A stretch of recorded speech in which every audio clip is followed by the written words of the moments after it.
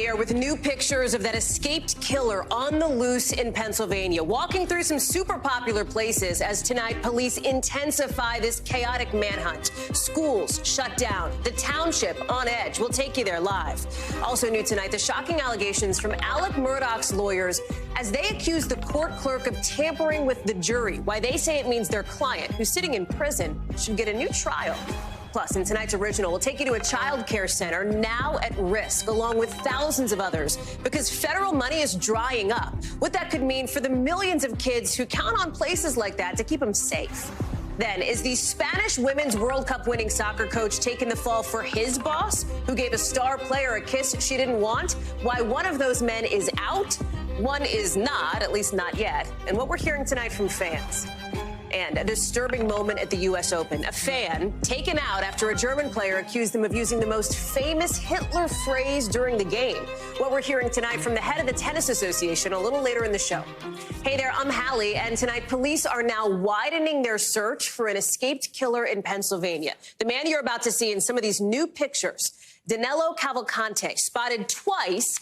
This is the shot here on trail cameras at Longwood Gardens overnight. It's a pretty popular local spot, and it looks like he's got more stuff with him. You see that? That backpack, a duffel bag, a sweatshirt. He's accumulating things, it seems. These gardens are about 5 miles from the prison that Cavalcante escaped from, even though police initially thought they'd had him cornered in kind of a smaller area. You see that in the red circle there. Still, officials insist today that they are making progress. Watch. That pressure that we've been putting on him is working. We squeezed him hard enough over a period of a few days. Obviously, I wish we would have been able to capture him without him getting through that perimeter, but it is also not shocking. It's dark, it's a large area, and not to make excuses, I mean, it's just difficult terrain and things. Difficult terrain, he says. This chaotic manhunt now stretching into day 6, shutting down 2 schools today, right at the start of the back-to-school season. They're just a couple days into classes. And right as we were coming on the air, we've learned this escape is not the first or even the latest from this prison. According to court documents obtained by NBC News, another man escaped this same prison back in May by climbing a wall and pulling himself onto the roof. That whole thing was apparently captured on surveillance video. Cavalcante is described by police as extremely dangerous. Remember, he's convicted of murdering his ex-girlfriend in front of her kids. Emily Aketa is joining us now from Chester County, Pennsylvania. So we are now seeing these new images, right? The latest look that police have at this escaped killer, essentially, talking about how the perimeter is growing. Give us a sense of what it's like on the ground. Hey there, Hallie. Well, this is a rapidly developing situation. As you mentioned, the perimeter of the search zone continues to shift and expand as we continue to see new tips and new surveillance images pour in. You might be able to make out the whir of the helicopter above me. It's just one of a whole host of resources that local agencies and police agencies at all levels are continuing to pour in. Take a look. This is the picture of Cavalcante, 120 pounds, 5 feet tall. And in the words of police, they say he has nothing to lose. And that's really elevating the urgency in this search mission. Remember, as you mentioned, he murdered his girlfriend, and he was just sentenced to life a few weeks ago, and now he's been on the run for 6 days. Communities here just absolutely left on edge. Police and agencies sending out reverse 911 calls to tens of thousands of residents here, warning just how dangerous he is. Here's more from residents. We had a state trooper the whole night on our deck with his gun and everything, and he stayed up all night and walked the perimeter of our backyard.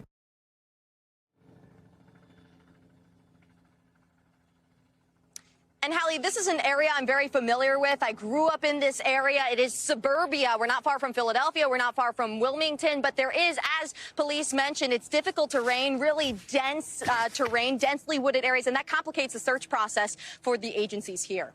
Emily, you know that area. I know the Longwood Gardens. People, that's very popular for folks who are from in and around Chester, in and around Philly. And it is. It's big. It's expansive. It's wooded, that whole section. At this point, as you have Cavalcante appearing to be collecting more things along the way, more items here, how is it possible that he's been able to dodge police for this long? Is it the terrain? Is it the fact that, as we are learning tonight, there have been at least one other previous escape from the same prison?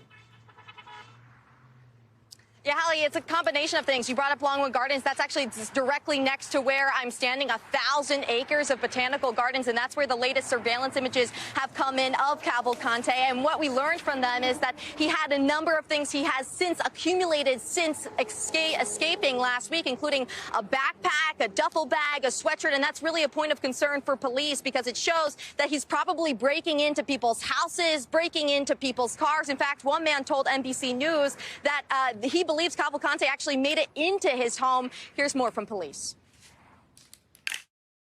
You're dealing with someone who's desperate and who doesn't want to be caught. And so if he can find something, some clothing, if he can find some shelter, if he can find some food, he is going to take advantage of whatever he finds. And that's why, again, we pressure him to not allow him the luxury of rest. And just earlier this year in May, as you mentioned, Hallie, there was another prisoner escape. We've learned from Chester County Prison, about 3 miles from where I'm standing. Documents show, rather, that he managed to climb the wall and run across the rooftop. We pressed, how did Cavalcante escape? Did he mirror any similar actions? We don't know that answer. They said that they're focusing all of their attention on bringing him back into custody. Hallie. Emily Aketa live for us there in Chester County. Emily, thank you very much. To South Carolina now, and some breaking news tonight because lawyers for convicted murderer Alec Murdaugh say they're optimistic they're going to get a new trial for their client. Why? Because of new allegations they're putting forward accusing a key court employee of jury tampering. I want to show you here Murdaugh's legal team. There they are. They're out there on the steps of the South Carolina Appeals Court, calling out the clerk for, in their words, betraying her oath for money and fame. Listen. The clerk of court is the person that makes sure the jury gets their food. If they're put up for the night, someplace to stay, their travel accommodations are met. They're not someone that ever should talk to them about the case. I've never had it happen. So some jurors with these accusations of jury tampering out there seem to be taking that seriously. At least 2 of the members of that jury have hired their own lawyers. Remember, Murdaugh is in prison on 2 life sentences for killing his wife, Maggie, and his son, Paul, in what a lot of folks down south called the double murder trial of the century. Murdaugh repeatedly told the jury over the course of 6 weeks that he's not guilty, that somebody else killed his wife and son. But his defense team never presented evidence about a different suspect. Kathy Park is in Columbia, South Carolina for us. So this new alleged evidence, Kathy, focuses on this court clerk, Rebecca Hill, who Murdaugh's attorneys point out is an elected official. We know that there are some interactions she would have with jurors. That's a part of her job. We should also note she's got a book on her experiences called, we're showing it here, Behind the Doors of Justice here. Murdaugh's attorneys say that that book is why some of the jurors talked about this, right, spoke out. Hallie, that is absolutely right. So after the trial wrapped up in March, Alex Murdaugh's legal team said, look, they wanted to go back to figure out exactly what happened in the jury room. And initially, they were met with this so-called zone of silence. No one wanted to share exactly what happened during the trial. That is until that book came out. And according to Murdaugh's attorneys, some of those jurors were upset and they were more forthcoming about what exactly happened behind closed doors. Take a listen. We were hitting brick walls until her book came out. And then jurors who obviously were not comfortable with how she handled matters were even less comfortable with her going on a book tour and making money off what she did. And Hallie, we should point out that the court filing's now official. And let me tick through some of the things that Hill is being accused of based on the court documents. Allegedly, she had frequent private conversations with a jury foreperson, asked jurors for their opinions about Murdaugh's guilt or innocence, pressured them to reach a quick verdict, and also invented a story about a Facebook post to remove a juror she believed leaned in favor of the defense. We also asked them during the press conference this afternoon, has any of them reached out to Becky Hill? And apparently they haven't. And we're also waiting for a comment from her as well. What are the next steps then, Kathy? What's the timeline looking like here? So right now, since the motion has been filed, the AG has 10 days to respond. So we'll be counting down those days to see when exactly we'll have a hearing in the calendar. Kathy Park, live for us there in South Carolina. Lots of new moving pieces on that one, Kathy. Thank you. Let me bring in our legal analyst, Danny Savalos. Okay, so Danny, you have experience as a defense attorney, right? Talk about the allegations that Murdaugh's team is leveling here. Do you believe that they hit the bar for a new trial? Is that in the realm of possibility? It is in the realm of possibility. I mean, the standard is high. You need newly discovered evidence, and this appears to be, at least from what they're saying, something they didn't know about during the trial and arguably couldn't have known about until afterward when they actually can talk to jurors. And it's got to be something that probably would have affected the outcome of a new trial. So I think they're on the way to possibly making that out. I've looked at the case law. They include some of it in their motion. I did some research myself. There aren't a lot of instances where jury tampering allegations come from within the courthouse, from, say, a bailiff or court staff, and certainly not the clerk of courts. Legal aside, I've got a lot of problems with these allegations. I mean, the mere fact that the clerk of court wrote a book. Who's looking for a book by the clerk of court? The clerk of court's role is to basically manage the docket and manage jurors. They're not parties. They're not lawyers. They're not witnesses. They're not someone who should have inside information. And the very idea that someone would write a book as the clerk of court implies to me that they see their role as more than just being the clerk of court. Danny Savalos, let's see how this one goes. As Kathy laid out, about a week and a half until we find out the next steps here, potentially. Appreciate it, Danny. So listen, the lines at Burning Man are finally starting to clear up tonight as thousands of people make that exodus from the sloppy, mucky mud field that the festival became because of all that rain. Look at how crazy the lines were when people started to leave. Think about it. 8 hours to get about 6 miles. Have you ever been in that kind of gridlock? That is serious traffic here. A lot of people did not even stay for the literal burning of the man, the effigy, of course. That's like the whole thing that the festival's named after, Burning Man. This is it here. Liz Croats is just outside Black Rock City, Nevada for us. Here's more. We're at the main entrance in and out of Burning Man, and you can see the long line of cars here, bumper to bumper, making their way out, the so-called exodus here. Less than 24 hours ago, this road, parts of it were covered in mud, but now you can see things have dried up, and now it's just the long haul out of here, and it is a long end to what has been a really trying few days for a lot of the attendees at Burning Man after torrential rain caused the desert sand here to turn into sticky, wet mud, people having to hike out for miles to get out. But for those who did wait it out and are just making their way into civilization, they tell us that they are very relieved to be going home. You know, Burning Man definitely attracts the type of people that want to live off the grid, but this whole ordeal has certainly put even the most self-reliant to the test. Back to you. Liz Croats with that reporting there. I want to get to the heat now because September is not getting the memo that this is the unofficial end of summer because across the country, 70 million of us are sweating it out under heat alerts from Texas to the upper Midwest into the Northeast.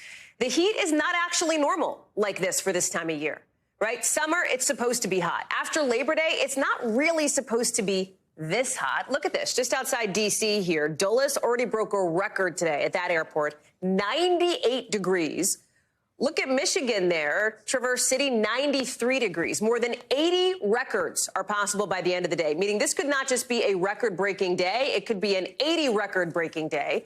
It's so hot that some schools around Detroit have closed already. Other schools in New Jersey and Philly had to leave school early. They ended classes because some of these places don't have the right AC, Bill Cairns. You know this, our meteorologist here.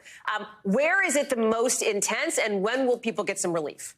It's the most dangerous for the places they can't prepare for it. And that's obviously all the schools and the teachers. I mean, there's so many teachers that have, just those window ACs trying to, cool up a whole classroom. Yeah. I remember as a kid growing up in the Northeast, your arms are sticking to the desk and it's just, you're gross and it's horrible. And, they don't want the kids to have to go through that, especially, they've been through a lot in the last couple of years. So a lot of schools they're letting them go home early or they're just canceling altogether. Just don't want the kids. And it's about all the sports practices, too, after school. I mean, 75 million people you know, it's high school football season in the South, and it's 100 degrees in many areas today. And, you know, you have to get those practices early in the morning if you can, or after sunset in some cases. So let's see who the hottest is right now. And Dallas, you're up there. You and Del Rio, 102 degrees once again. Your incredibly hot summer and dry continues. Houston was 100. They've cooled off a little bit with that breeze coming off the hot, humid Gulf of Mexico.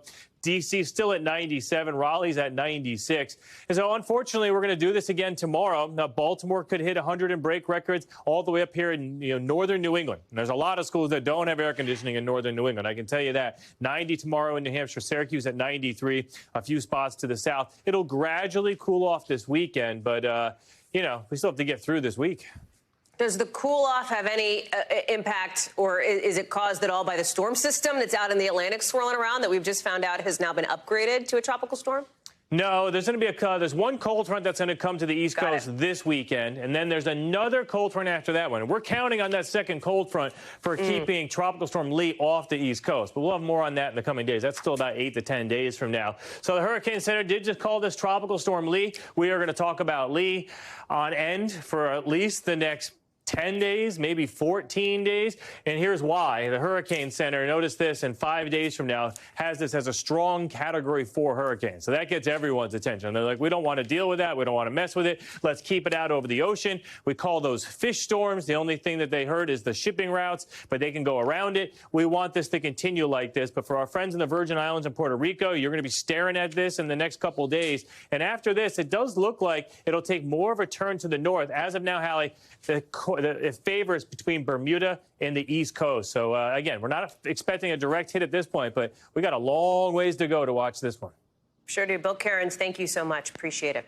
Just in the last couple of hours at the White House, we're seeing President Biden taking off his mask to award the Medal of Honor to a Vietnam Army helicopter pilot just after the First Lady tested positive for COVID. You're watching the moment here. The 81-year-old veteran, a hero, credited with saving the lives of 4 other soldiers.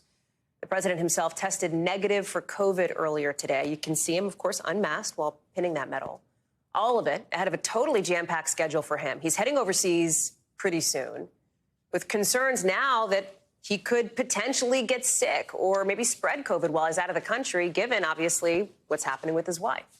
The U.S. right now is dealing with this kind of late summer, early fall surge of COVID. The latest data showing hospitalizations up something like 20% in the most recent weeks we have, the middle of August there. Remember, those numbers were like 10 times that back in January of last year. We are not in peak COVID times, but it is peeking its head back out now. NBC's Monica Alba is covering this for us from the White House. We've also got Dr. Natalie Azar, a medical contributor, with us as well. Mon, let me start with you here. It was, I think, interesting to see the dynamics of the president's public event at the White House late this afternoon here after his wife's positive test. Give us a sense from the sources that I know you're talking to behind the scenes, how, if at all, this changes some of the calculus for the president, who's going to be in touch with a lot of different leaders, advisors, aides in the days to come. Exactly. And in this window of a potential exposure, Hallie, and that's the major question, because he's set to leave on Thursday for India to take place in the G20 summit there in New Delhi for a couple of days. And then he's actually heading to Hanoi, Vietnam, to continue that and then travel back to the U.S. So we're talking about the days here, and that's notable because the First Lady tested positive yesterday. We know the president has tested negative twice since then, but they were together for all of the weekend. They traveled down to Florida together to take in some of the damage from the hurricane. The First Lady was traveling all of last week on her own to do a sort of series of back-to-school kickoff events. And so we know that they have been together, obviously, in those last couple of days. And so that is why you saw the president wearing a mask today. And the White House says he's going to wear a mask when he's indoors around others, again, because we're in that window of a couple of days where it's possible that he could still test positive. We just won't know for some time. So the White House says he's going to continue to test, and they're going to continue to see if he has any symptoms. So far, they say he has none. And here's a little more from the White House press secretary on some of the precautions they're taking.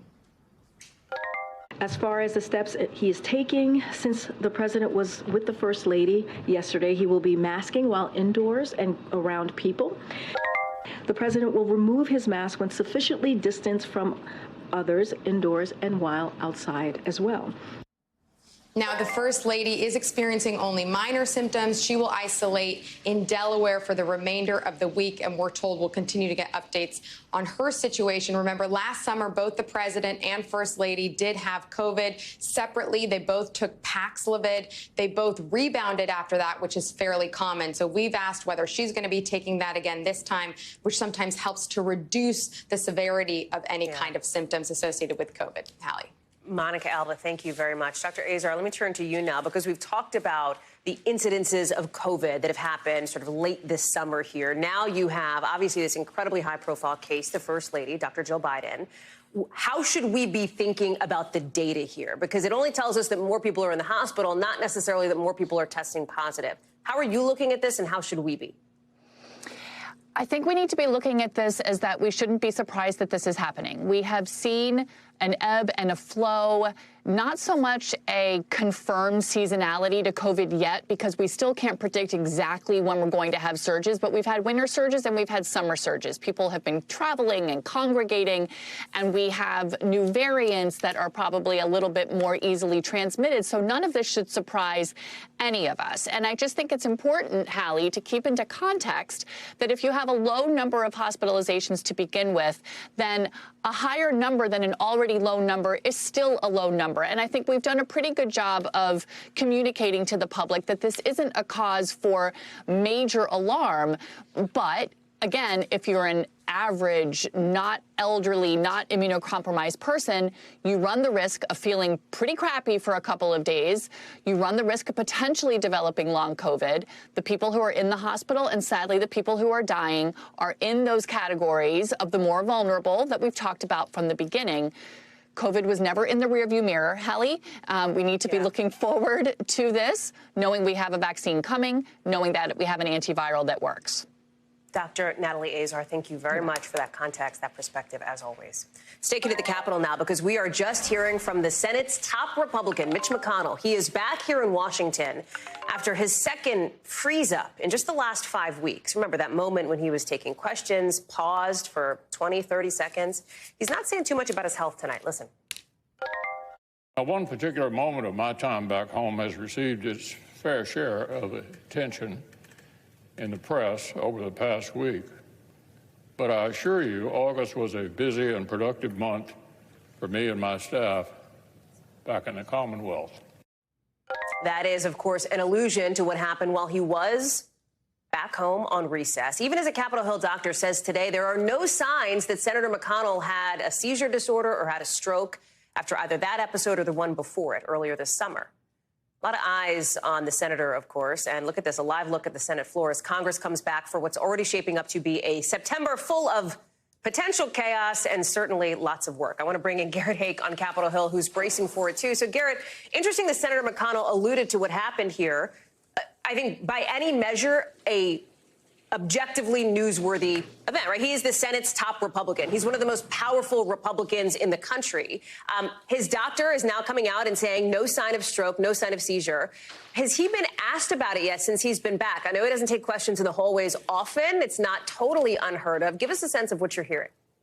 Yeah, Hallie, Mitch McConnell's long, slow walk from his office just off the Senate floor onto the floor today was one of the most attended things I've experienced as a reporter up here on Capitol Hill. He was lined on both sides by reporters and photographers trying to ask him those questions and to take photos and take stock of how he was doing and how he was moving as he returns to the Capitol today. He had no words about his health. That bite you played, the allusion to what had happened over the break, was the closest he's come to addressing this. But he will be asked tomorrow. He has a weekly news conference. He knows he's going to take questions about this. After the last incident, he was prepared with a quip, with a joke. He kind of made a joke about President Biden and the idea of getting sandbagged or tripping.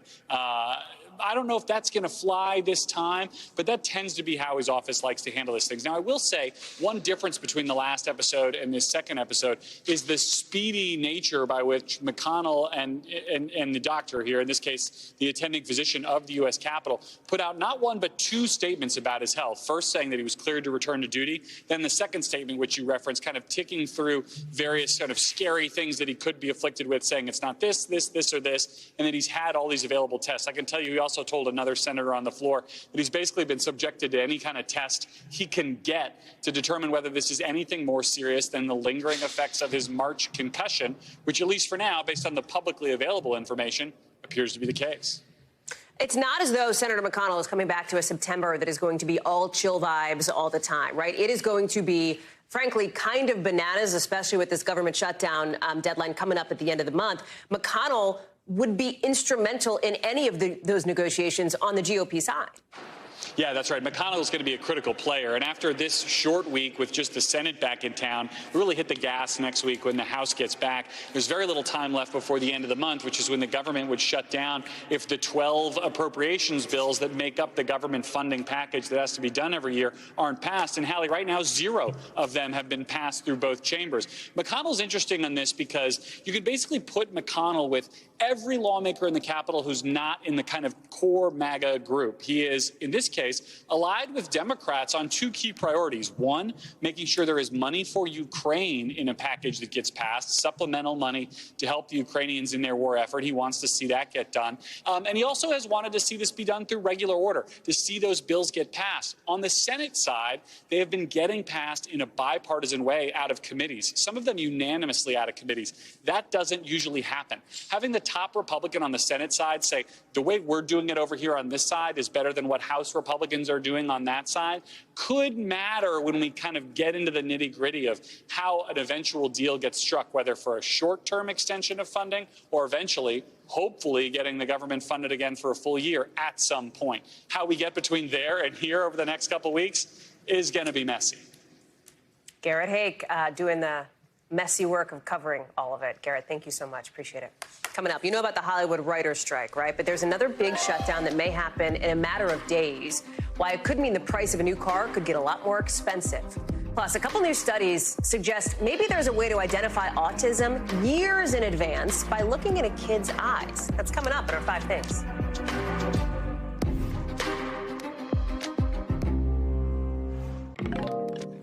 Hundreds of flights are delayed all across the country tonight, but it's not because of weather. What United Airlines is blaming, coming up in our 5 Things. But first, there's just about 10 more days for the big 3 car makers and the big auto workers union to try to get to a deal to avoid a strike that, if it happens, could have a major impact on pretty much everybody. It's because you could see more than 100,000 workers walk out, shutting down production lines for new cars and car parts. The Auto Workers Union wants more money, about 50%. They want a 32-hour work week for 40 hours of pay. And they want more pension benefits, basically, the restoration of what they had before. President Biden, right, this has gotten to the level where the president's talking about this. He says he's not worried. He doesn't actually think we're going to get to the point of a strike. That's not exactly what experts in the industry think. They think that actually a strike seems more likely than not. The question is just how big it's going to be. Is the UAW going to walk out on Ford, GM, and Stellantis? 2 of them, just 1. Tom Costello is joining us now. We've talked a lot about this potential strike on the show, Tom, and here we are with the clock ticking, that deadline getting closer. How are you handicapped? 10 days away until 146,000 potentially walk off the job. And most experts I talk to think it's going to happen. Yeah. And industry experts think, the insiders think it's going to happen as well. And what does this mean for you and for me? It means that if you and I wanted to go buy an American-made car, the big 3, there's a pretty good chance that in the coming weeks and months, if this goes forward, prices are going to go up and there's going to be fewer options for us. And then there's also the possibility, as you suggested, that we're going to have to pay more for the car parts to get our cars serviced. So all of that because we're talking about the big 3. They don't call them the big 3 for nothing, right? This is a big deal. A big deal, especially when you look at where car prices are now. There's only, I think, 1 new car that you can get that's like under 20 grand. I mean, things are expensive. It's expensive to go driving here. We know that there have been, there's this sort of labor movement that's happening now. Look what's happening in Hollywood here, too. What kind of leverage does the United Auto Workers union have? Most analysts think they have a lot of leverage. Now, they may be playing a little bit over their skis here because a 46% pay hike is what they're asking for. I mean, most experts say that's highly unlikely, and even the union president says this is very audacious. Yeah, I would say it is audacious. They're starting high because they know they're going to come down. Well, sure. Now, they want 46% more money, and they want to work a 32-hour week but get paid for 40. You and I would take that deal, right? That's not a bad gag. Listen, you're right. That's a negotiating tactic. But here's the thing. Right now, unions have leverage, in part because we have so few workers out there. As a result of that, not enough workers. And listen, the unions know the companies have high demand for their vehicles right now. There's a lot of people who want vehicles. They're paying top dollar. If they want to roll them off the assembly line, they're going to get sold. But what if the assembly line shuts down because there aren't enough workers? What are you going to do? Yeah. So, yeah, they're right. The unions right now may have the upper hand. That's the leverage point that they've got there. Yep. Tom Costello, thanks. We'll look for more of your reporting tonight over on Nightly News with I'll be there. 6:30 Eastern. See you there, friend. Appreciate it. All right. Let's get you over to the 5 things our team thinks you should know about tonight. Number 1, hundreds of United flights are still delayed as we speak because of a ground stop all across the country today. Why? Well, United's blaming this system-wide computer problem. They fixed it. The ground stop only lasted not even an hour. But the airline's trying to figure out what happened because obviously it's a big inconvenience for passengers and for crew. Number 2, we're learning more about the 2 people arrested for messing up part of the Great Wall of China. The construction workers are accused of widening a gap that was already there. Local police say this man and woman created a shortcut to try to get an excavator to a work site nearby, running it basically through the wall. The newly damaged portion of the wall had been one of the few remaining complete sections of it. Number 3, federal judges have just struck down a new Alabama congressional map that they say dilutes minority votes. The panel says the legislature defied a Supreme Court ruling saying the state must have more than one majority black voting district. Now, a special master is being appointed to redraw the map. Alabama Republicans are expected to appeal. Number 4, a new tool could help researchers identify autism in kids as young as 16 months old. Here's how it works. There's this device, this sort of special device that tracks the eyes of a patient as they watch a video of other kids. Most toddlers focused on how the kids interacted, but the kids who were diagnosed with autism looked at other spots in the video. The study says this device can give results within 30 minutes. Number 5, the Australian government has just rescued one of its researchers in Antarctica after he got really sick. An icebreaker ship traveled more than 1,800 miles to try to get up to this base. That then launched 2 choppers to complete the final leg of that journey. The man's expected to arrive back in Australia next week for medical help. When we come back, check out this wild video out of Wisconsin. Why officials say a pier with dozens of students on it collapsed. Oof, so scary. Plus, pretty historic trial happening right now in Texas, why Republicans there are trying to impeach one of their own.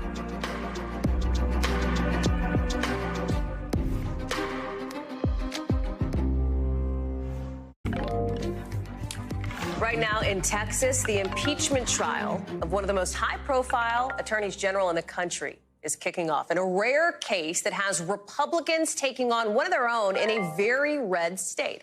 You are taking a live look here at the Texas Senate chamber. That's where the Attorney General, Ken Paxton, is pleading not guilty to all 20 articles of impeachment he's facing. Accusations of corruption, abusing public trust, lying on official records, et cetera, et cetera. You see that long list here. The state Senate is going to decide whether or not to kick him out of office. Paxton denies doing anything wrong. He says he's going to fight. I want to bring in Jane Tim, who's outside the Texas state capitol in Austin. What is so interesting is Ken Paxton is a Republican. The Texas State House, the Texas legislature, Republican. But it's the Texas House that overwhelmingly voted to impeach him here. I mean, this is a rare move inside the GOP. Why is it happening? You know, it's incredibly political here, but it seems that Ken Paxton's troubles, which Texans have known about for a long time, he was indicted on securities fraud. His own staff reported him to the FBI in 2020. It appears that the sorry, there's a lot of noise happening here, but it appears that the settlement that he agreed to settle with his own whistleblowers, his staff that had sued him back in 2020 for retaliation, that $3.3 million settlement, it appears that was the last straw for House Republicans. It remains to be seen where Senate Republicans will stand. We do know that Senate Republicans had a chance to stop this trial in its tracks today with motions to dismiss the articles of impeachment, but 12 Republicans joined with the Democrats to vote against that earlier today. These articles of impeachment allege a long list, you saw it on the screen, of corruption, abuse of public trust, misuse of funds that are very serious to many of the Republicans here. He's got a huge national profile, too. I mean, a lot of people know Ken Paxton, at least in political circles. Where does this go next? Like, what are the steps that would have to be taken here in order for him to be removed from office? So to be removed, he needs 2/3 of the Senate, 31 senators. That's 21 senators, for those doing the math at home, that need to vote there. Only 30 senators are allowed to vote because Senator Angela Paxton is Attorney General Paxton's wife. She will not be voting. She has been recused. So a number of Republicans need to agree with all of the Democrats who we presume are going to vote for impeachment to remove Paxton from office. And then the question, of course, would be, do they also bar him from running again? Or can he run again in that special election that would be called if he is removed? Jane Tim, live for us there in Austin, watching all of it. Jane, it's going to be fascinating to see over the course of the next couple of weeks. Appreciate it. NBC News covers hundreds of stories every day. And because you couldn't possibly read or watch or listen to them all, our bureau teams have done it for you. This is what they tell us is going on in their regions in a segment we call The Local. Out of our Southern Bureau, an incredibly difficult weekend in Georgia. 5 teenagers dead after a car they were riding in went over a wall and landed on the highway on I-85 near Atlanta. Police say the car dropped something like 50 feet from a ramp early yesterday morning. 2 other cars were involved and 3 other people were taken to the hospital. They're still trying to figure out why the crash happened in the first place. Out of our Midwestern Bureau, some scary moments at a welcome back event for students at the University of Wisconsin. So you see these kids hanging out at a pier. It then collapses into the lake. 70 people were on this thing, no lifeguards. Fortunately, nobody was seriously hurt. A few people were treated for minor injuries, but obviously everybody's pretty glad that it wasn't worse. And staying in the Midwest, Chicago's river taxis making their weekday comeback today after a 3-year water break. These commuter trips got docked at the start of the pandemic, but they started going on weekends again back in 2021. Now they're going to run during rush hour every Tuesday through Thursday for $6 per trip. Does that beat your commute? I don't know. Coming up, childcare, you know it. It is already expensive. It is already kind of hard to find, but experts say it could get even worse soon. We'll tell you why in tonight's Original. Plus, somebody just got fired in the Spanish soccer world after that forced kiss at the Women's World Cup, but it's not the guy at the center of that scandal. We're going to explain next. So tonight's Original with in-depth reporting on a topic we've been watching. And tonight, it's a crisis getting closer and closer that could leave millions of kids and their working caregivers without any child care. That's because at the end of this month, federal money approved during the pandemic for child care is running out. We visited one child care center about the hard decisions it'll have to make when that money dries up. Here's Rahima Ellis with more.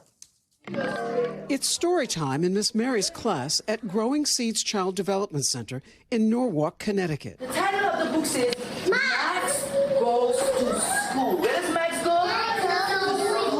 This is Mila. She's 4 years old, and one thing's for sure, she's happy here. I love my school, and I love my teacher because my teacher teaches me how to learn stuff. I learned flamingos and volcanoes. See you later, alligator. Her mom's a teacher here, too. It's kind of hard to find quality childcare. So I feel like it's important to have like a school like this, you know, for all the children to have an opportunity to learn and basically grow. But the schools worry it may need to downsize. That's because billions of dollars in pandemic-era federal funding for child care is set to expire at the end of the month. Across the country, 3.2 million kids could lose their child care, with 70,000 programs expected to close. Definitely we won't be okay. That's Stephanie Croswell, the director of Growing Seeds. She's running through scenarios for when the funding dries up. It could be saying there will be a room or two that could close based on the funding that we don't receive. That means you could have 20 or 30 children that will not be attending preschool anymore. And there's a ripple effect. With some kids not in school, working parents might need to change or leave their jobs. Researchers estimate they could lose $9 billion in earnings every year. Experts say it's exposed what are really long-standing problems. The child care system has really never been adequately funded or resourced. What happened during the pandemic was that it really made clear that this system was fragmented and really insufficient. On average, child care can cost anywhere from about $5,000 to more than $15,000, according to government data. And yet, child care workers have historically made less than the national average. As of May 2022, they only made about $14 an hour. It's leading some child care workers to leave the industry. I feel our child care life is on the line right now. staffing not really wanting to stay or go look for something else because they can get higher pay and more benefits. And those who stay say they need more support. Sometimes we go out and purchase things for our classroom out of our own pockets. It shouldn't have to be like that. We should be getting, the funding to provide the supplies for new toys, new books, new, furniture, stuff like that. For kids like Mila who just want to learn. Very good. Rahima Ellis is joining us now. And Rahima, it's incredible to see these kids and how much they're getting out of programs like these and these centers. We know that there's a lot at stake. What is the solve, right? Is there any relief in sight? First answer, and the short answer is no. Congress is trying to do something, but that's going nowhere right now. Some states are making an effort, but that's some individual states. And as you point out, a lot is at stake. For decades, research has indicated that child care, they say, is a linchpin of our economy. And here's one of the quick reasons why. Almost 50-some-odd% of American households are headed by women with children under 18. Of course, all of them are not of preschool age. But preschool is enormously important because if women aren't working, they're not earning. If they're not earning, they're not spending. And not spending means there's an effect on the economy. And how many of their children also, just in terms of children being ready to be good citizens and effective members of society, get this. Children from low-income families are read to only 25 hours before they enter kindergarten versus 1,000 hours for children from middle and upper-income families. Who do you think is going to be ready for kindergarten, ready to learn, and ready to be productive citizens? It matters, experts say. Let's talk soccer shakeups in Spain, because that country's women's soccer coach is out. Only weeks after they won the World Cup, a new coach is in charge, and she is looking to make some changes here. All of it, just some of the latest fallout after the Spanish Soccer Federation president kissed a player on the mouth. Now, let me be crystal clear here. The person who got fired is Jorge Vilda. That's the man you see here. The person who did not get fired, right? Luis Rubiales. He's the guy who gave that unwanted kiss to player Jenny Hermoso. He says it was consensual. Hermoso says that at no time did she consent. That's why we're not actually showing you that moment. Just today, the Soccer Federation's interim president put out a statement apologizing to the soccer community, acknowledging the damage caused by Rubiales' kiss. Rubiales is suspended 90 days per FIFA. And the Federation statement announcing the coach, Vilda's firing, calls the move, and I'm quoting here, one of the first renovation measures, which maybe leaves a door open to more down the road. I want to bring in Matt Bradley here. Help us understand this. If it is Rubiales who kissed the player who did not want the kiss, why is somebody else, the coach, fired here? Yeah, well, the Spanish Federation, didn't actually give a reason for firing Vilda, and it kind of leaves open a lot of questions. But it looks as though we can take them at their word that they're trying to, as they said, sort of remake the team, change the culture. And we have to go back a little further from before that kiss and before the World Cup to back in September of last year, and that's when there was a massive, actually, sort of insurrection among dozens of women's World Cup players, the national team, against Vilda. Not against Rubiales. They basically refused to play against unless changes were made. They said at the time that they weren't intending to have Vilda fired. But, it looks as though the Spanish Federation has been looking for a way to get rid of this man for quite a long time. They want to calm a lot of these tensions down. And like you said, he's probably not going to be the last if they're looking to try to change the entire culture within the football squad there. Yeah, a bit of an interesting tea leaf to be read. Talk to us about the new coach now, right? She is the first woman to coach Spain's women's team. What do we know about her? Montse Tomé, well, she's a former midfielder, and she was part of Vilda's coaching staff.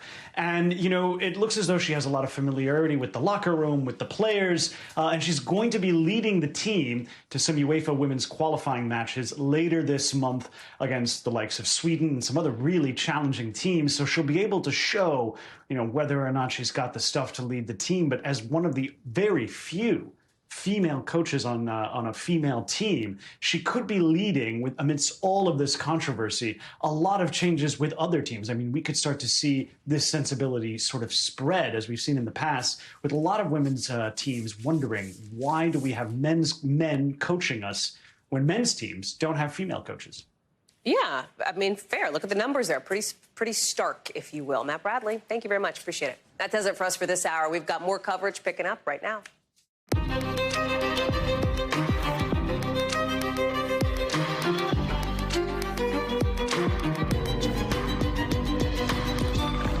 coming on the air with new pictures of that escaped killer on the loose in Pennsylvania, walking through some really popular spots as tonight police are intensifying this chaotic manhunt. Schools shut down, the township on edge. We're going to take you there live.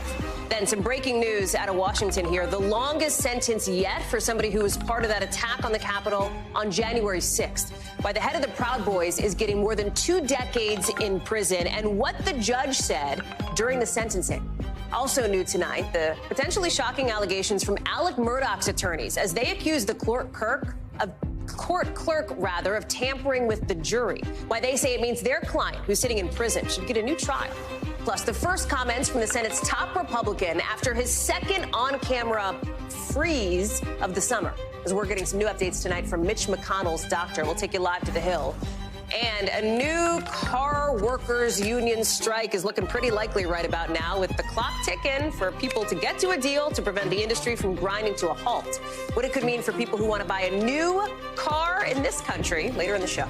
Hey there, I'm Hallie, and tonight police are now widening their search for an escaped killer in Pennsylvania. The person you're about to see here in these brand new pictures, Danilo Cavalcante. He was seen twice on these trail cameras. This is him here. Longwood Gardens overnight. This is like a popular local spot here. It's huge, 1,000 acres. It looks like he's got more stuff with him. You see that backpack on his back? He's got something under his arm, a sweatshirt, it looks like, a duffel bag. Now, these gardens are about 5 miles from the prison that he escaped from, even though police initially thought they'd had him cornered in kind of a smaller perimeter. Still, police insist they are making progress. Listen. That pressure that we've been putting on him is working. We squeezed him hard enough over a period of a few days.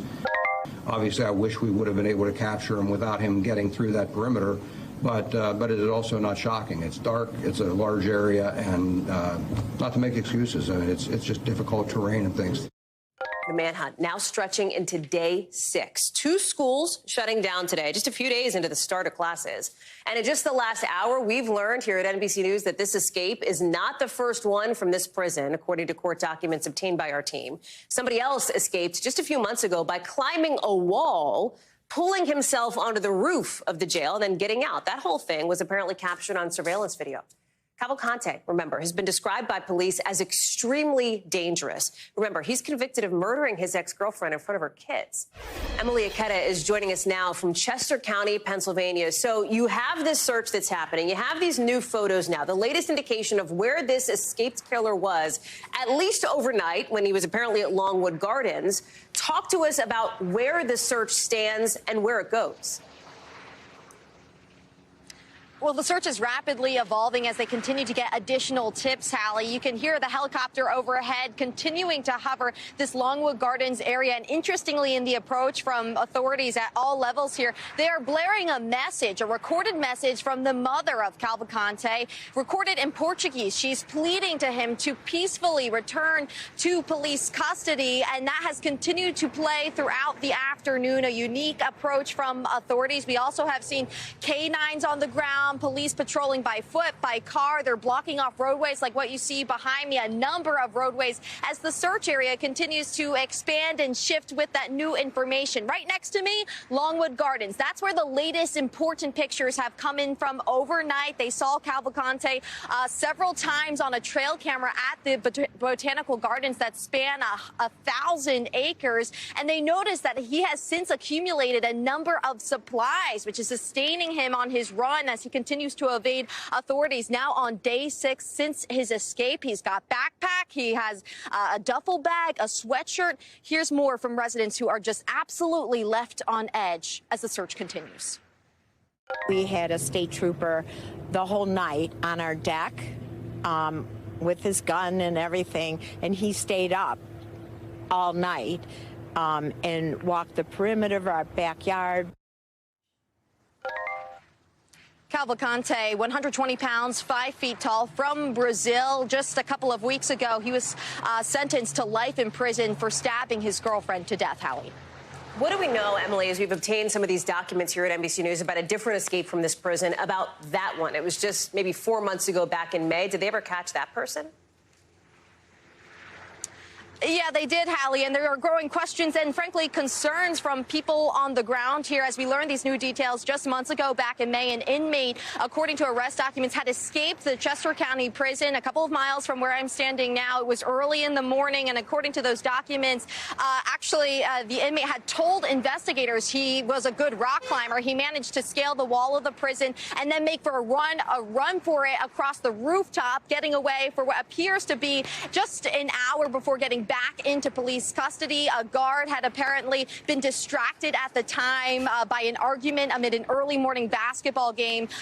And we had posed the question to the county, you know, did Cavalcante mirror these actions? They wouldn't comment on that. They said their attention right now is on bringing him back into custody tonight. Emily Aketa live for us there in Chester County, just outside Philly. Emily, thank you so much. We got to get to some breaking news out of Washington here, because in the last few minutes, we're learning about the longest sentence yet for one of the organizers of that deadly January 6th attack on the Capitol. Enrique Tarrio, former head of the Proud Boys, that far-right group, getting 22 years after being convicted on seditious conspiracy, the most serious charge that federal prosecutors have used in the hundreds of cases they've pursued here. Danny Savalos is joining us now. And Danny, the judge was clear about this because Tarrio came up, gave a statement. Judge Kelly said he was glad to hear about this apologetic statement, but found Tarrio's remarks lacking and said, I don't have any indication that he's remorseful for the actual things that he's convicted of. That clearly seems to have played a part in this significant sentence here, more than 2 decades. Yeah, 22 years is a lot less than the 33 years the government was asking for, but still more than really any of the sentences we've seen. The top end was 17, 18 years.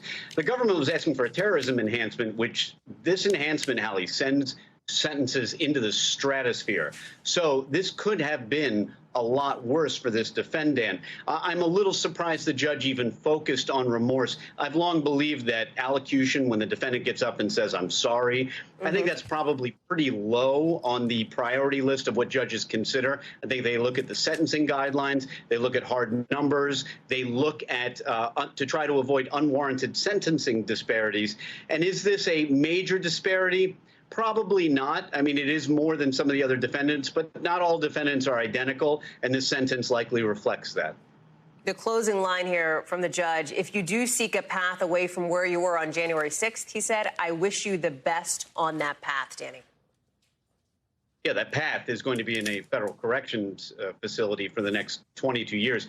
In the federal system, there's no parole. You're going to do your time. The best you can do is about 15% off every year for good behavior. So you're going to do 85% of your time. There's virtually no way out of federal prison. You're doing your time, unless, of course, a president decides to pardon you. Danny Savalos, that is an interesting point. Appreciate it. Thank you very much. We've got some more breaking news to get to out of South Carolina now. Lawyers for convicted murderer Alec Murdaugh are optimistic they will get a new trial for their client. Why? Because of new allegations they're putting forward, accusing a key court employee of jury tampering. Look at this. We're showing you here Murdaugh's legal team out there on the steps of the South Carolina Appeals Court. They're calling out this clerk for, in their words, betraying her oath for money and fame. The clerk of court is the person that makes sure the jury gets their food. If they're put up for the night, someplace to stay, their travel accommodations are met. They're not someone that ever should talk to them about the case. I've never had it happen. Some jurors apparently taking these allegations seriously. At least 2 of the members of the jury have hired their own lawyers, we've learned. Remember, Murdaugh's in prison on 2 life sentences for killing his wife, Maggie, and his son, Paul, in what a lot of folks down south called the double murder trial of the century. Murdaugh repeatedly told that jury over the course of 6 weeks that he's not guilty, that somebody else killed Maggie and Paul. But his defense team never presented evidence about a different suspect. Kathy Park is joining us now from Columbia, South Carolina. So this new alleged evidence, Kathy, focuses on this court clerk, Rebecca Hill, who Murdaugh's attorneys point out is an elected official. We know that there are some interactions she would have with jurors. That's a part of her job. We should also note she's got a book on her experiences called, we're showing it here, Behind the Doors of Justice here. Murdaugh's attorneys say that that book is why some of the jurors talked about this, right, spoke out. Hallie, that is absolutely right. So after the trial wrapped up in March, Alex Murdaugh's legal team said, look, they wanted to go back to figure out exactly what happened in the jury room. And initially, they were met with this so-called zone of silence. No one wanted to share exactly what happened during the trial. That is until that book came out. And according to Murdaugh's attorneys, some of those jurors were upset and they were more forthcoming about what exactly happened behind closed doors. Take a listen. We were hitting brick walls until her book came out. And then jurors who obviously were not comfortable with how she handled matters were even less comfortable with her going on a book tour and making money off what she did. And Hallie, we should point out that the court filing is now official. And let me tick through some of the things that Hill is being accused of based on the court documents. Allegedly, she had frequent private conversations with a jury foreperson, asked jurors for their opinions about Murdaugh's guilt or innocence, pressured them to reach a quick verdict, and also invented a story about a Facebook post to remove a juror she believed leaned in favor of the defense. We also asked them during the press conference this afternoon, has any of them reached out to Becky Hill, and apparently they haven't, and we're also waiting for a comment from her as well. Where are the next steps then, Kathy? What's the timeline looking like here? So right now, since the motion has been filed, the AG has 10 days to respond. So we'll be counting down those days to see when exactly we'll have a hearing in the calendar. Our thanks to Kathy Park. So listen, the lines at Burning Man are finally starting to clear up tonight as thousands of people begin the exodus out of that muddy, mucky field that the festival became because of all that rain. So look at this. These are some of the lines as people were starting to leave. 6 miles, 8 hours, right, until they were able to hit civilization. That is major gridlock. Yet a lot of these people not even staying for the literal burning of the man, which is kind of the point of the festival, or at least it's what it's named for, the Burning Man Festival. Liz Kreutz is just outside Black Rock City, Nevada for us. We're at the main entrance in and out of Burning Man, and you can see the long line of cars here, bumper to bumper, making their way out, the so-called exodus here. Less than 24 hours ago, this road, parts of it were covered in mud, but now you can see things have dried up, and now it's just the long haul out of here. And it is a long end to what has been a really trying few days for a lot of the attendees at Burning Man after torrential rain caused the desert sand here to turn into sticky, wet mud, people having to hike out for miles to get out. But for those who did wait it out and are just making their way into civilization, they tell us that they are very relieved to be going home. You know, Burning Man definitely attracts the type of people that want to live off the grid, but this whole ordeal has certainly put even the most self-reliant to the test. Back to you. Liz Kreutz reporting there from Nevada. To the heat now, because September is not really getting the memo that Labor Day means that summer is supposed to be over. The summer temperatures are sure not, with 75 million of us sweating it out under heat alerts. Look at this map from Texas and the upper Midwest all the way into the Northeast. Heat that is, listen, not normal. It is not normal for this time of year. Temperatures are well above average. Dulles Airport outside D.C. has already hit a record today, 98 degrees. Some spots in Michigan as high as 93. More than 80 records in all, possible by the end of the day. So hot that some schools in Detroit had to shut down totally for the day. Some other schools in New Jersey and Philly let out early because they're having problems with air conditioning. Bill Cairns, you know this. They don't have the right AC, right? Enough AC to cool down these classrooms that are just getting so blisteringly hot. In D.C., in fact, all the kids had to come in for indoor recess. They weren't able to be outside. Yeah, a lot of people always wonder, how, Florida goes to school like in the middle of August. A lot of the southern areas have already been in school for like 3 weeks. It's because they can because of air conditioning. Right. A lot of the northern places just don't have the air conditioning like that. And so when they start school and it's hot like this, they don't have a way to cool the classrooms. It's just miserable for the students and the teachers. So 75 million are included. What's interesting, this time of year, I mean, you notice it. The sun is setting so much earlier and it's rising so much later. It's hard to even get this hot this time of year. You only have like like 12, 13 hours of daylight. But that's the case. And it's not just in one spot. It's really been in 2 or 3 spots. This is the end of your heat in Minneapolis. This cold front's going to cool you off. You get your relief starting tomorrow. So congratulations to you. Dallas and Del Rio, Houston earlier today was at 100. You're going to have to wait a little bit longer. And also the Mid-Atlantic, you're going to have to wait maybe till Friday to finally start feeling some relief. New record highs tomorrow possible in Baltimore, even northern New England, where, yes, some of the trees, I don't know if they're turning or they're just dying, but there is some color, and it's like 90 degrees. A little tough to get into that whole pumpkin spice latte thing when you're sweating it out with temperatures like this. Here's those temperatures on Friday for you, Hallie. So 94 Thursday, Baltimore, and the same as for D.C., 89 Friday, Saturday, 85. So it does kind of get back to normal, but it's not like a dry, like the humidity is still going to be pretty high right through the upcoming weekend. So not exactly comfortable weather. Should we even be talking about the tropical storm that's brewing in the Atlantic yet, Bill, because I know it just got upgraded, or do we need to hold our powder on that one for now? You know, the way social media is, I'm already seeing posts that are irresponsible and all over the place. So I think, yeah, we kind of have to like get ahead of it and just with the messaging, because whenever there's a storm that's going to become this powerful, it gets a lot of attention because when people are saying, oh, there's a new major hurricane, everyone's like, uh-oh, where's it going to go? Is it going to hit me? And everyone, anxiety levels build. But this is, we're over 1,000 miles even from getting to like St. Lucia and all of the northern Leeward Islands. So this has a long ways to go. We will have changes in the forecast. It will not be perfect 8 to 10 days from now. We have a general idea, though, with the steering pattern for at least the next 5 to 7 days. After that, it gets a little more iffy. But, we have excellent agreement. It's supposed to go just north here of like the U.S. Virgin Islands and Puerto Rico. You're close enough to that cone that I'm sure you don't like it. And you especially do not like it when you see a 4 on the hurricane symbol. Categories 1, 2, and then we go major 3, 4, and 5. And this is almost creeping up. I mean, this in its lifetime. Conditions are favorable and the water's plenty warm. This could even get up to a Category 5 at some point. So everyone wants to know, what are our computers saying? Each of these lines is a different computer model. Kind of excellent agreement. Not hitting any land in 7 days from now. This one's a little too close for my friends in the Bahamas. This one's a little turn, so our friends in the Bermuda don't like that at all. And then I like to look at our American model.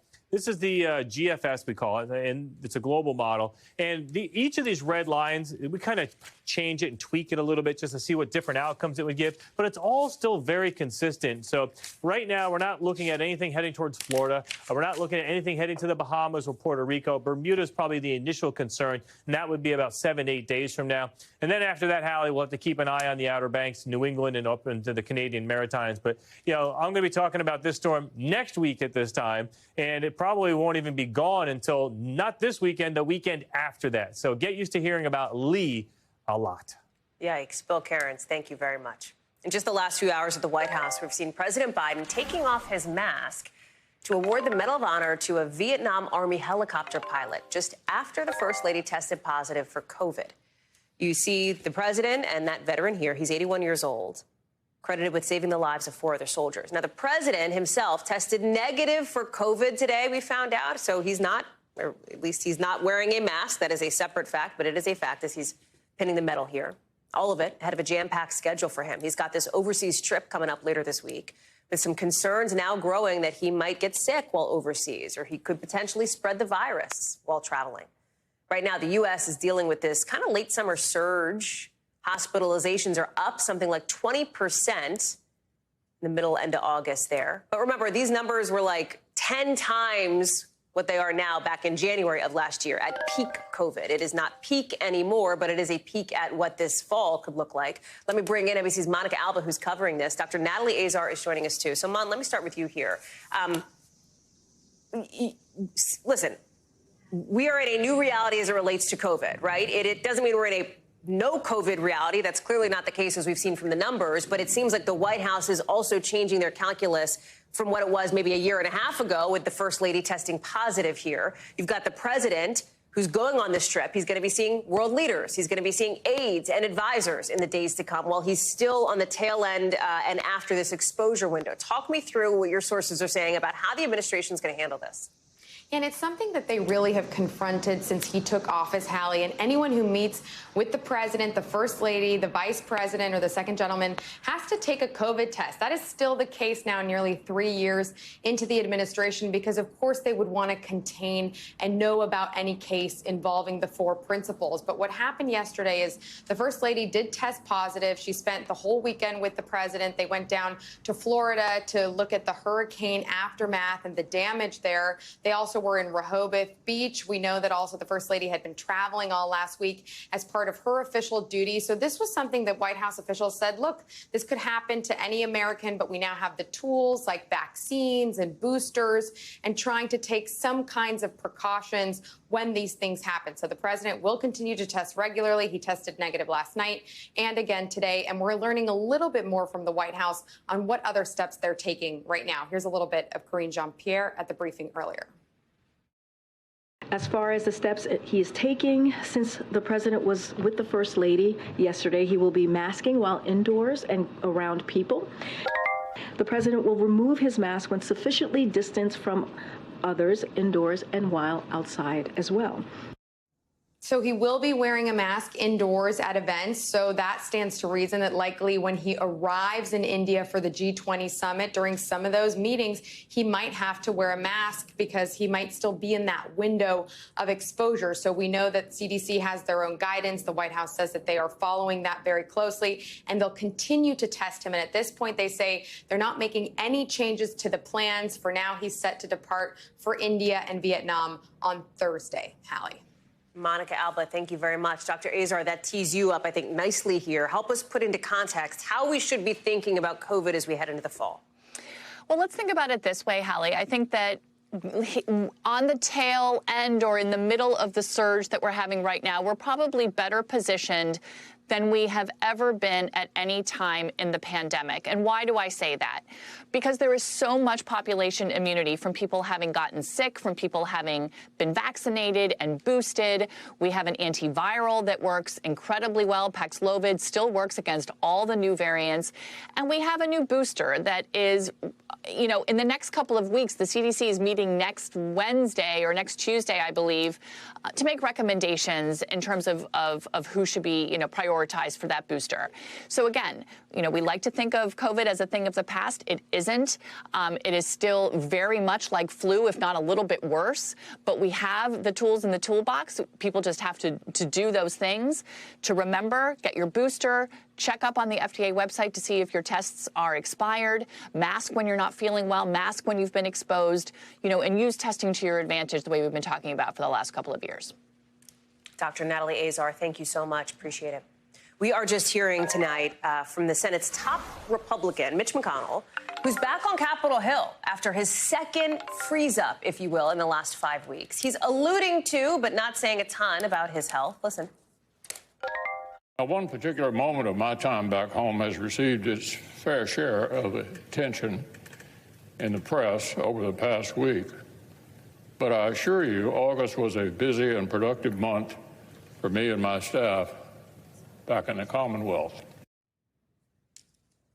A Capitol Hill doctor is saying today there are no signs that the senator has had a seizure disorder or a stroke after either of those episodes, the one that he's alluding to back in his district during recess or the one before that. Here's a live look at the Senate floor as Congress comes in for what's already shaping up to be a potentially busy September for Senator McConnell and all the rest of them. I want to bring in Saha Kapoor, who's live for us on Capitol Hill. Mitch McConnell was not asked directly about what happened during this sort of second freeze-up in Kentucky. He alluded to it there. At some point, he will likely face questions about this. I have to think it's going to happen tomorrow with you and your colleagues. We know it doesn't often take questions in the hallway, but give me a sense of what it's like as he's been back and what you're hearing from people behind the scenes about how he's doing. Yeah, that's right, Hallie. McConnell will have his first press conference in the Capitol back from recess tomorrow afternoon. That's when it's scheduled. It's usually a day after the Senate comes back at the beginning of the week. Now, McConnell and his office have tried to project the image that everything is fine, that he is ready to get back to work, and that what he had was simply a sense of lightheadedness. He released this letter from the Capitol attending physician earlier today, which tries to bolster his case. It says, quote, quote, "There is no evidence that you have a seizure disorder or that you have experienced a stroke, TIA, or movement disorder, such as Parkinson's disease." Now, the big question here is how the other 48 Senate Republicans feel about this. McConnell's critics on the outside can't do anything to force him to step down. Kentucky voters don't get a say in what happens to that seat until 2026 when it comes back up again before them. It's these 48 Republicans who will decide whether or not he sticks around in that job. And I spent, our colleagues and I spent the last hour and a half asking Senate Republicans. For the most part, his supporters don't appear moved at all. They say it's the same McConnell. They talked to him yesterday. They talked to him over the last, several days since this happened, and they don't believe this will impede his ability to lead. One senator who had a bit of a quippy quote here, Senator Mitt Romney, told me, quote, "We might lose 20 seconds a day from Mitch McConnell, but the other 86,380 seconds are just fine, and I'm happy to have him as our leader," unquote. Unclear, Hallie, if this is going to change over the next few days. Was that an anonymous quote? That was Senator Mitt Romney on the record. Ah, okay. Clearly he did okay, the math himself. I missed that. I was going to say, that should, I would imagine an on-the-record quote. Somebody would want to go on the record with that. The thing about, for Senator McConnell, for Senator Romney, for that matter, any of these senators, they are not coming back to a particularly relaxed September. There's a lot going on this month, including leading up to that potential government shutdown just, 25 days from now? Not even?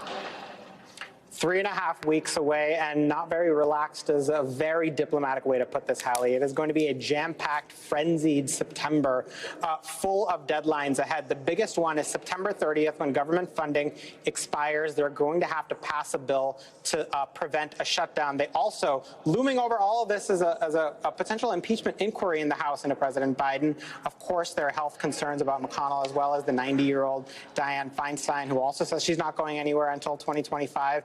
And then what they do about Ukraine funding, disaster aid. There are a lot of questions here, a lot of fights here being picked and driven by the House Freedom Caucus. Hallie.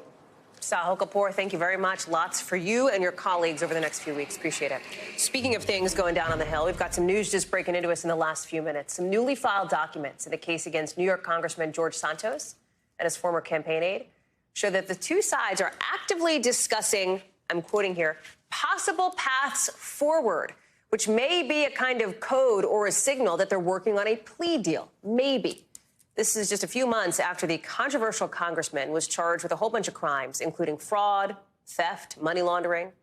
Just last month, one of his former campaign aides was charged with impersonating the chief of staff for the House Speaker to pull in donations for the congressman and himself. We'll be watching this story as it develops. Coming up here on the show, the strong words used by Georgia's Attorney General about the folks who protested a controversial training facility. Plus, something fishy at the Denver Zoo, where there was a rush to give one fish a CT scan, and how zookeepers pulled it off. Stay with us.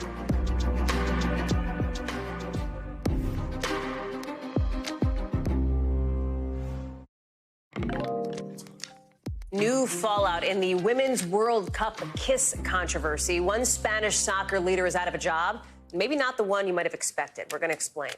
But first, there's just about 10 more days for the big three car makers and the big auto workers union to try to avoid a strike and get to some kind of a deal. It's a strike that, if it happens, could have a big impact on anybody looking to buy a car or fix the car they already have, because we could see more than 100,000 workers walk out, shutting down production lines for new cars and car parts. So what's at stake here? Well, here's what the union wants, those auto workers. They want more money, a 46% pay raise. They want a 32-hour week at 40 hours of pay. And they want a restoration of traditional pension benefits. President Biden says he's not concerned. This has hit the level, of course, that the White House is weighing in. He doesn't actually think we're going to get to the point of a strike. Some industry experts disagree. They actually think a strike seems more likely than not. Question is how big it's going to be. Will the UAW walk out on Ford, GM, and Stellantis, the so-called Big Three, just one of them? Tom Costello is joining us now. About this potential strike on the show, Tom, and here we are with the clock ticking, that deadline getting closer. How are you handicapped? 10 days away until 146,000 potentially walk off the job. And most experts I talk to think it's going to happen. And industry experts think, the insiders think it's going to happen as well. And what does this mean for you and for me? It means that if you and I wanted to go buy an American-made car, the Big Three, there's a pretty good chance that in the coming weeks and months, if this goes forward, prices are going to go up, and there's going to be fewer options for us. And then there's also the possibility, as you suggested, that we're going to have to pay more for the car parts to get our cars serviced. So all of that, because we're talking about the big three. They don't call them the big three for nothing, right? This is a big deal. A big deal, especially when you look at where car prices are now. There's only, I think, one new car that you can get that's like under 20 grand. I mean, things are expensive. It's expensive to go driving here. We know that there have been, there's this sort of labor movement that's happening now. Look what's happening in Hollywood here, too. What kind of leverage does the United Auto Workers union have? Most analysts think they have a lot of leverage. Now, they may be playing a little bit over their skis here because a 46% pay hike is what they're asking for. I mean, most experts say that's highly unlikely, and even the union president says this is very audacious. Yeah, I would say it is audacious. They're starting high because they know they're going to come down. Well, sure. Now, they want 46% more money, and they want to work a 32-hour week but get paid for 40. You and I would take that deal, right? That's not a bad gag. Listen, you're right. That's a negotiating tactic. But here's the thing. Right now, unions have leverage, in part because we have so few workers out there. As a result of that, not enough workers. And listen, the unions know the companies have high demand for their vehicles right now. There's a lot of people who want vehicles. They're paying top dollar. If they want to roll them off the assembly line, they're going to get sold. But what if the assembly line shuts down because there aren't enough workers? What are you going to do? Yeah. So, yeah, they're right. The unions right now may have the upper hand. That's the leverage point that they've got there. Yep. Tom Costello, thanks. Let's get you over to the 5 things our team thinks you should know about tonight. Number 1, former Trump White House Chief of Staff Mark Meadows and all the other remaining defendants in that election interference case in Georgia have now pleaded not guilty. They've also waived their arraignments, according to new court filings. Former President Trump pleaded not guilty last week. Number 2, hundreds of United flights are still delayed tonight after a nationwide ground stop earlier today.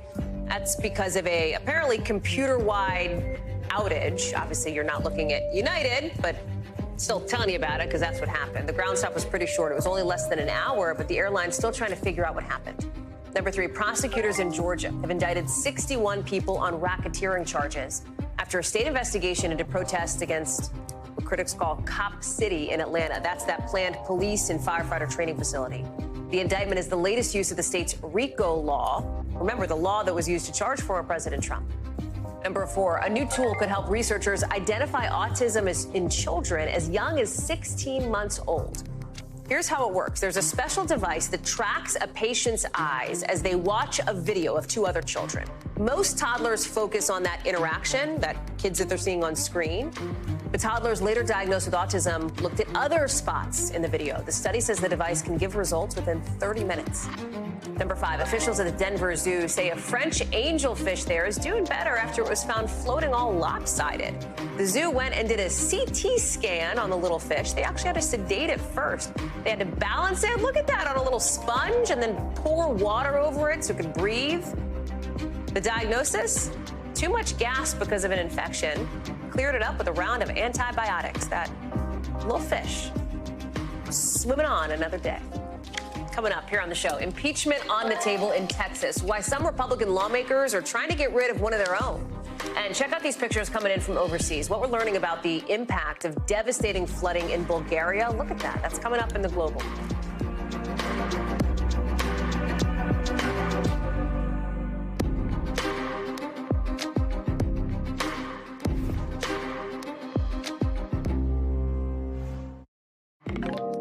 Tonight in Texas, the impeachment trial of one of the most high-profile attorneys general in the country is kicking off in a rare case that has Republicans in a deep red state taking on one of their own. We've seen Attorney General Ken Paxton pleading not guilty in a Texas Senate chamber to all 20 articles of impeachment he's facing, including charges of corruption, abuse of public trust, lying on official records. You see the list here. It goes on. Now, the state Senate is set to decide whether or not to remove him from office. Paxton denies doing anything wrong. He says he's going to fight these allegations. I want to bring in Jane Tim, who's live for us at the Texas State Capitol in Austin. So it sounds like we are now here 6:37 Eastern time. Things have sort of shut down for the day. Day 1 is over. This is going to last probably, 2-3 weeks, right? Walk us through it. Yeah, we just adjourned for the day. Maybe an hour or so into the House manager's presentation. They get about 27 hours to argue their case. That includes presenting witnesses, cross-examination, putting the evidence up for senators to review. And it's a fascinating moment here in Texas because we're looking at Republicans, representatives arguing against a Republican attorney general. What's most interesting to me about today, though, is that who won't be testifying? Ken Paxton will not be forced to take the stand. House managers had sought to put him on the stand, though they said, we understand he may take the fifth. But they said instead that they're going to, Lieutenant Governor Dan Patrick said that they would not compel him to take the stand, giving a win to Paxton's camp. Of course, another big takeaway from today is just how many Republican senators joined with Democrats to vote against dismissing these articles of impeachment. They could have stopped this trial in its tracks, and they chose not to. Talk to me about the sort of broader implication here, right? Because what I think is super interesting about this is Republicans in a red state going after another Republican, not just any Republican, but somebody who does have a national profile, somebody who is, an ally of some of the leaders in the Republican Party here. That's what makes this, it feels such a big deal. Yeah, Paxton was his Republican firebrand. He was fighting Donald Trump's battles from here in Austin.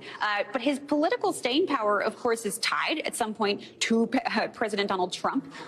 But it's also been his sort of political support within the state. These are intertwined groups of people. A lot of these jurors, the senators who will serve as jurors, would be disqualified in any other case because they're, involved with the impeachment articles even. There's a senator who's mentioned in the impeachment articles because of a conversation and sort of actions that he took. But at the end of the day, Paxton's political power is being tested here. And in kind, so is Donald Trump's political power. Jane Tim, live for us there in Austin. It is a test, and we will see how that goes in the next couple of weeks. Jane, glad you're there. Thanks.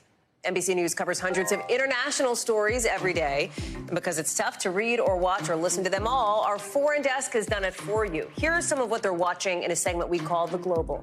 Out of Bulgaria, a state of emergency because of all this flooding, deadly flooding now. At least 2 people have been killed, more than 60 evacuated. Look at this, some cars just totally underwater like that.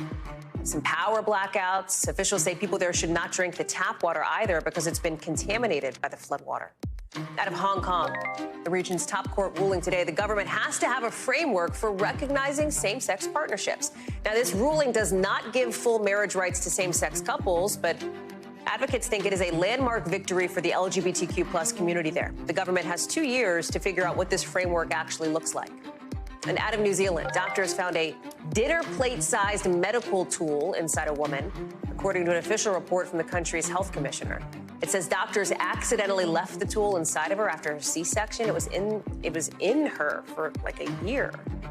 She went to the doctor. She said she had a really intense pain. For months, she's been in pain. The commissioner says the health board failed to take care of her.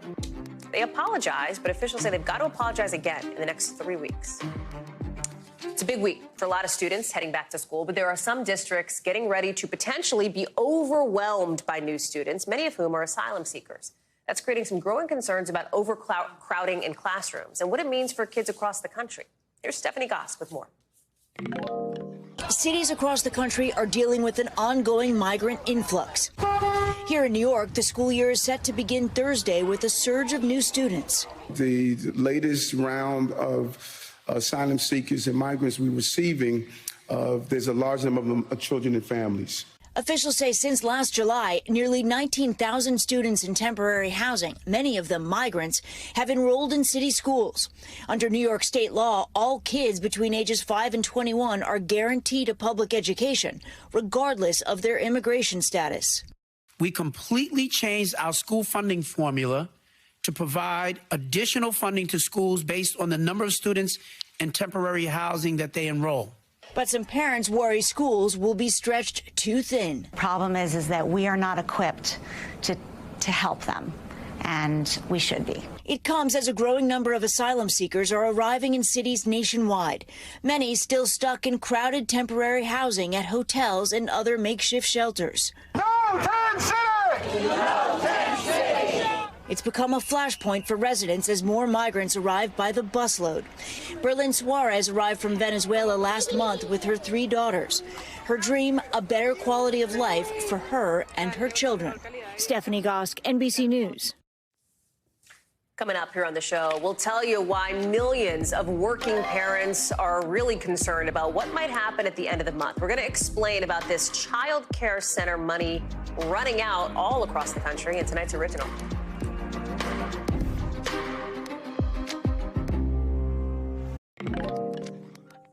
So tonight's original with in-depth reporting on a topic we've been watching. And tonight it's a crisis getting closer and closer that could leave millions of kids and their working caregivers without any child care. That's because at the end of this month, federal money approved during the pandemic for child care is running out. We visited one child care center about the hard decisions it'll have to make when that money dries up. Here's Rahima Ellis with more. It's story time in Miss Mary's class at Growing Seeds Child Development Center in Norwalk, Connecticut. The title of the book says, Max Goes to School. Where does Max go? This is Mila. She's 4 years old, and one thing's for sure, she's happy here. I love my school, and I love my teacher because my teacher teaches me how to learn stuff. I learned flamingos and volcanoes. See you later, alligator. Her mom's a teacher here, too. It's kind of hard to find quality childcare. So I feel like it's important to have like a school like this, you know, for all the children to have an opportunity to learn and basically grow. But the schools worry it may need to downsize. That's because billions of dollars in pandemic-era federal funding for child care is set to expire at the end of the month. Across the country, 3.2 million kids could lose their child care, with 70,000 programs expected to close. Definitely we won't be okay. That's Stephanie Croswell, the director of Growing Seeds. She's running through scenarios for when the funding dries up. It could be saying there will be a room or two that could close based on the funding that we don't receive. That means you could have 20 or 30 children that will not be attending preschool anymore. And there's a ripple effect. With some kids not in school, working parents might need to change or leave their jobs. Researchers estimate they could lose $9 billion in earnings every year. Experts say it's exposed what are really long-standing problems. The child care system has really never been adequately funded or resourced. What happened during the pandemic was that it really made clear that this system was fragmented and really insufficient. On average, child care can cost anywhere from about $5,000 to more than $15,000, according to government data. And yet, child care workers have historically made less than the national average. As of May 2022, they only made about $14 an hour. It's leading some child care workers to leave the industry. I feel our child care life is on the line right now. Staffing not really wanting to stay or go look for something else because they can get higher pay and more benefits. And those who stay say they need more support. Sometimes we go out and purchase things for our classroom out of our own pockets. It shouldn't have to be like that. We should be getting, you know, the funding to provide the supplies for new toys, new books, new, you know, furniture, stuff like that. For kids like Mila who just want to learn. Very good. Rahima Ellis is joining us now. And Rahima, it's incredible to see these kids and how much they're getting out of programs like these in these centers. We know that there's a lot at stake. What is the solve, right? Is there any relief in sight? First answer, and the short answer is no. Congress is trying to do something, but that's going nowhere right now. Some states are making an effort, but that's some individual states. And as you point out, a lot is at stake. For decades, research has indicated that child care, they say, is a linchpin of our economy. And here's one of the quick reasons why. Almost 50-some-odd% of American households are headed by women with children under 18. Of course, all of them are not of preschool age. But preschool is enormously important because if women aren't working, they're not earning. If they're not earning, they're not spending. And not spending means there's an effect on the economy. And how many of their children also, just in terms of children being ready to be good citizens and effective members of society, get this. Children from low-income families are read to only 25 hours before they enter kindergarten versus 1,000 hours for children from middle and upper-income families. Who do you think is going to be ready for kindergarten, ready to learn, and ready to be productive citizens? It matters, experts say. Rahima Ellis sure does. Thank you so much for that important reporting. Appreciate it. Still to come. The latest reaction tonight from the head of the U.S. Tennis Association after a fan was thrown out during a match. We're getting into what happened next.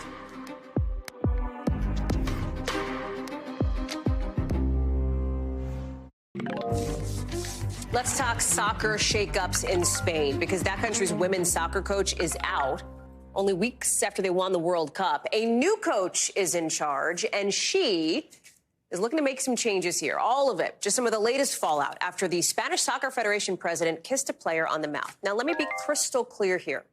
The person who got fired is Jorge Vilda. That's the man you see here. The person who did not get fired, right? Luis Rubiales. He's the guy who gave that unwanted kiss to player Jenny Hermoso. He says it was consensual. Hermoso says that at no time did she consent. That's why we're not actually showing you that moment. Just today, the Soccer Federation's interim president put out a statement apologizing to the soccer community, acknowledging the damage caused by Rubiales' kiss. Rubiales is suspended 90 days per FIFA. And the Federation statement announcing the coach, Vilda's firing, calls the move, and I'm quoting here, one of the first renovation measures, which maybe leaves a door open to more down the road. I want to bring in Matt Bradley here. Help us understand this. If it is Rubiales who kissed the player who did not want the kiss, why is somebody else, the coach, fired here? Yeah, well, the Spanish Federation, didn't actually give a reason for firing Vilda. And, it kind of leaves open a lot of questions. But it looks as though we can take them at their word that they're trying to, as they said, sort of remake the team, change the culture. And we have to go back a little further from before that kiss and before the World Cup to back in September of last year. And that's when there was a massive, actually, sort of insurrection among dozens of Women's World Cup players, the national team, against Vilda. Not against Rubiales. They basically refused to play unless changes were made. They said at the time that they weren't intending to have Vilda fired. But, it looks as though the Spanish Federation has been looking for a way to get rid of this man for quite a long time. They want to calm a lot of these tensions down. And like you said, he's probably not going to be the last if they're looking to try to change the entire culture within the football squad there.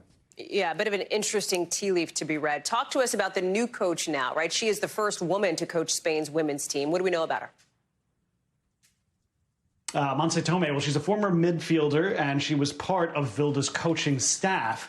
And, it looks as though she has a lot of familiarity with the locker room, with the players, and she's going to be leading the team to some UEFA women's qualifying matches later this month against the likes of Sweden and some other really challenging teams. So she'll be able to show, whether or not she's got the stuff to lead the team. But as one of the very few female coaches on a female team, she could be leading amidst all of this controversy, a lot of changes with other teams. I mean, we could start to see this sensibility sort of spread, as we've seen in the past, with a lot of women's teams wondering, why do we have men coaching us when men's teams don't have female coaches?